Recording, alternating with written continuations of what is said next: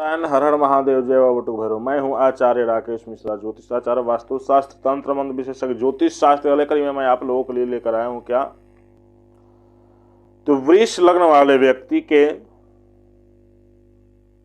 लिए कि वृष लग्न वाले व्यक्ति जातक कौन से रत्न धारण करेंगे, उनका लग्नेश रत्न क्या होगा, कौन से रत्न से उनको लाभ होगी, कौन से रत्न उनको धारण नहीं करना चाहिए, यह हमारा विषय है। चलते हैं अपने विषय बिंदु को।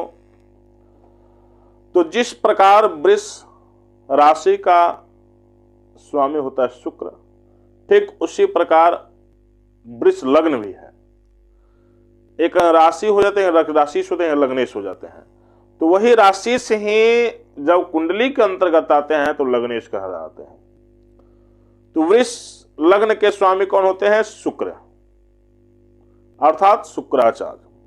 और शुक्राचार्य के स्वामी कौन होते हैं मालिक?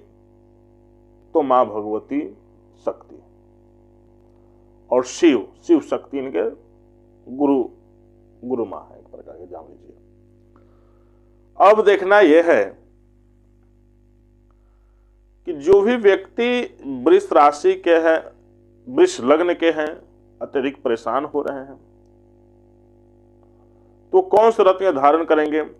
वृष लग्न वाले व्यक्ति को परेशानी क्या होगी? तो सबसे पहले वृष लग्न जो होते हैं, वृष लग्न के स्वामी जो शुक्र होते हैं, शुक्र जल तत्व है और ये भौतिक सुख के मालिक हैं। और आंतरिक क्या कहते हैं, जो मनुष्य के मेंटलिटी जो होता है शौक की तरफ, वैसे यह सौंदर्य, गुप्तांग से संबंधित सुख जो होता है शुक्र के अंतर्गत आता है। आंतरिक जो सुख होता है वो भी सुख के अंतर्गत आता है। अब यहां देखना क्या है, भौतिक सुखों का मालिक जो शुक्र है, ये आपको गाड़ी बंगला, घर मकान द्वार, ऐशो आराम के जीवन जीना पसंद करते हैं वृष लग्न वाले व्यक्ति। क्यों? शुक्र जो है स्वाभाविक बात है, इनकी जो मनोवृत्ति जो होती है हमेशा ऐशो आराम की जिंदगी जीना पसंद करते हैं। इसलिए इस राशि का रत्न जो इस लग्न का रत्न होता है डायमंड, जिसको हीरा कहते हैं, एडी अमेरिकन डायमंड। ये दो रत्न जो हैं शुक्र के लिए अत्यधिक लाभकारी होते हैं। अब देखना यह है कि शुक्र के साथ, यह डायमंड के साथ कौन कौन से रत्न हम लोग धारण करेंगे और क्यों, उस धारण करने से क्या लाभ होगा। तो सबसे पहले डायमंड शुक्र का जो रत्न होता है, शुक्र के जो मित्र होते हैं, बताया गया है कि मित्रों के श्रेणी में बुध और शनि जो होते हैं इनके परम मित्र होते हैं। और बुध किसके स्वामी हैं? तो बुध जो हैं मिथुन और कन्या लग्न के स्वामी हैं। तो इस विचार से यदि कुंडली में देखेंगे ये कि मिथुन और कन्या लग्न, अर्थात वृष लग्न वाले व्यक्ति का मिथुन जो हो गए धनेश हो गए, धन को देने वाले होंगे, और कन्या पंचमेश हो जाएंगे, अर्थात पुत्र और विद्या को देने वाले होंगे। तो इस विचार से देखा जाए तो जो व्यक्ति वृष लग्न के होते हैं वो पुत्र से और धन से संपन्न होते हैं। बहुत ही उत्तम लग्न है यह वृष लग्न। तो इस डायमंड के साथ कौन पन्ना पहनेंगे? पन्ना बुध का रत्न है। यह पन्ना आपको सारे जो भी आपके जीवन में ऐशो आराम चाहेगा वो लगभग 90% आपको पूर्ण कर देगा। थोड़ी सी तो हर एक लग्न में उथल पुथल चलता है कि एक दूसरे से के संबंध नहीं होता है नवग्रह में, तो इस विचार से देखा जाए तो थोड़ी बहुत उथल पुथल होती है, लेकिन 90% जो होते हैं शुक्र के यह लग्न में जन्म लेने वाले व्यक्ति, वृष लग्न में, ये भौतिक सुख से परिपक्व होते हैं। जो अच्छे घर में जन्म लिए हैं तो समझ लीजिए उनका शुक्र बलवान है, शुक्र मजबूत है और बुध उनके मजबूत है, शनि मजबूत है, इसलिए वो अच्छे घर में जन्म लिए हैं। उनका यह दैविक कृपा है ईश्वर के द्वारा जो कि अच्छे घर में जन्म लिया है, क्योंकि प्रारब्ध है उनकी, जो उनके जन्म ही हुआ है इस ऊंचे घराने में हुआ है जो सब सुखों से संपन्न है, इसलिए उनके शुक्र जो होती है मजबूत होती है, जिस कारण वो अच्छे घर में जन्म लेते हैं। तो अब यहाँ यह बात बनता है कि डायमंड, अमेरिकन डायमंड एडी के साथ कौन सा बुध ग्रह में, क्यों? अब देखिए, क्योंकि बुध मित्र हैं शुक्र के। शुक्र जब भी पहनेंगे गोल्ड में पहने, इस तरह नहीं पहन सकते हैं, चांदी में पहन सकते, लेकिन गोल्ड में विशेष लाभकारी होगा। और किस रत्न में पहने? तो जिस रत्न में हम लोग पुखराज पहनते, क्यों पहनेंगे? कुछ लोग कहेंगे तो बृहस्पति का रत्न है, पर्वत है, बृहस्पति का अंगूठी उंगली है।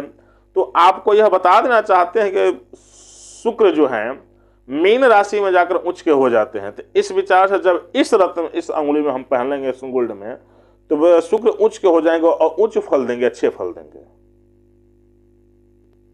अब इसके साथ हम कनिष्ठिका अंगुली में गोल्ड में अगर पन्ना पहन लेते हैं तो इसमें तो 4 चांद लगा देगा आपके जीवन में। आपका जीवन बहुत उत्तम हो जाएगा, बहुत ही प्रबल योग बना देगा। इंजीनियर बनना चाहते हैं इंजीनियर बनिएगा, डॉक्टर बनना चाहते डॉक्टर बनिएगा। सारा सुख आपको जीवन से संबंधित ऐशो आराम प्रदान कर देगा, गाड़ी घोड़ा जो भी आपकी इच्छाएं हैं।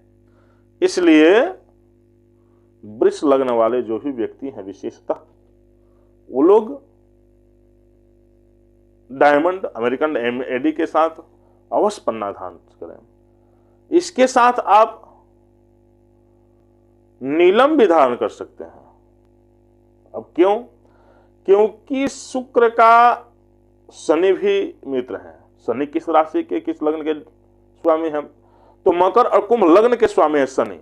इसलिए नीलम भी चांदी में मध्यमा उंगली में आप निसंकोच धारण कर सकते हैं। इससे भी आपके जीवन उन्नति का द्वार खुल जाएगा। इसलिए मैं जो भी रत्न बता रहा हूं उसको अपने निसंकोच अपने जीवन में धारण करें। हाँ, एक और बात ध्यान रखनी चाहिए, क्या? किसी अच्छे दैवज्ञ, किसी अच्छे ज्योतिषी से अपने कुंडली का विश्लेषण करा लें। क्यों करा लें? तो वही यदि शुक्र कहीं प्रीत अवस्था बृहस्पति के साथ, कहीं सूर्य के घर में नहीं प्रीत हो, क्योंकि यदि सूर्य के घर में अगर शुक्र चले जाते हैं तो बहुत विकली कमजोर होते। क्यों? कि शुक्र के सामने, सूर्य के सामने जो भी ग्रह जाते हैं वो ऑटोमेटिक वीकली कमजोर हो जाते हैं। या सूर्य मजबूत है तो कहीं सूर्य बैठता है तो सूर्य एक अपने में अलग ओजस्वी ओज धारण किए होते हैं। क्यों? क्योंकि ज्योतिष शास्त्र की दृष्टि से देखा जाए तो ग्रहों का महाराजा कहा जाता है, सूर्य राजा नहीं महाराजा कहा जाएगा सूर्य। क्यों? यह विषय बिंदु बनता है। तो ज्योतिष शास्त्र का प्रारंभ ही सूर्य है, इसलिए सूर्य को ग्रहों का राजा कहा गया, महाराजा कहा गया। इसलिए जब सूर्य के अंडर में कोई ग्रह जाते हैं तो सूर्य के अनुसार कार्य करने लगते हैं। तो यही वृष राशि के, वृष लग्न के जो स्वामी शुक्र हैं, यदि सूर्य के अंतर में चले गए थोड़ा विकलित हो जाएंगे। इसलिए उस स्थिति में सूर्य और शुक्र को मजबूत करना पड़ेगा। क्यों? क्योंकि शुक्र सूर्य के अनुसार कार्य करने लगेंगे, ये विषय बिंदु बन जाता है।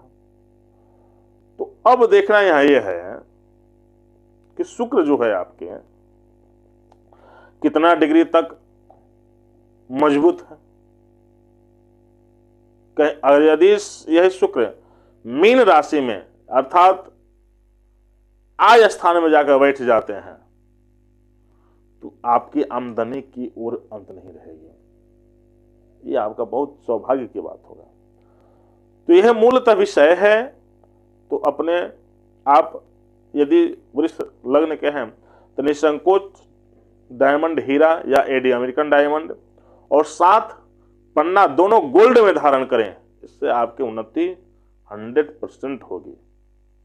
इसके साथ ही विशेष किसी ज्योतिषी से अपने कुंडली को विश्लेषण करा लें, तब जाके इस विचार पर विमर्श करें, तब धारण करें, आपको 100% लाभ होगा। इतना ही अपने वाणी को विराम देता हूँ। हर हर महादेव, जय बाबा भैरव।